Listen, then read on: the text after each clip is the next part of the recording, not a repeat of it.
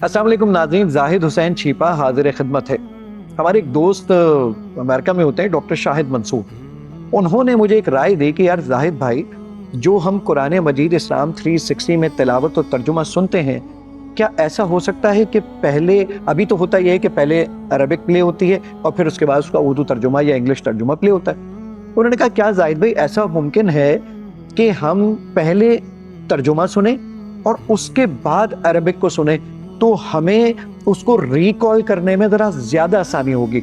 यानी पहले हमें तर्जुमा पता होगा, जब अरबिक चलेगी तो हमें पता चलेगा कि इस अरबिक का ये फना तर्जुमा वो था, तो ये समझने में ज़रा आसानी हो जाएगी। मैंने कहा जी बिल्कुल करके देखते हैं। तो जनाब अब ये आप स्क्रीन पे भी देख रहे हैं, इस्लाम 360 में ये फीचर अवेलेबल है कि आप अपनी मर्जी से ये सीक्वेंस चेंज कर सकते हैं। अगर आप चाहते हैं कि पहले अरबिक चले और फिर ट्रांसलेशन चले तो ये बिल्कुल मौजूद है, लेकिन अगर आप ये चाहते हैं कि नहीं पहले ट्रांसलेशन चले और उसके बाद अरबिक प्ले हो, यकीन जानिए मैंने इसको इस्तेमाल करके देखा है और वाकई इससे कुरान को समझने में बहुत आसानी होती है।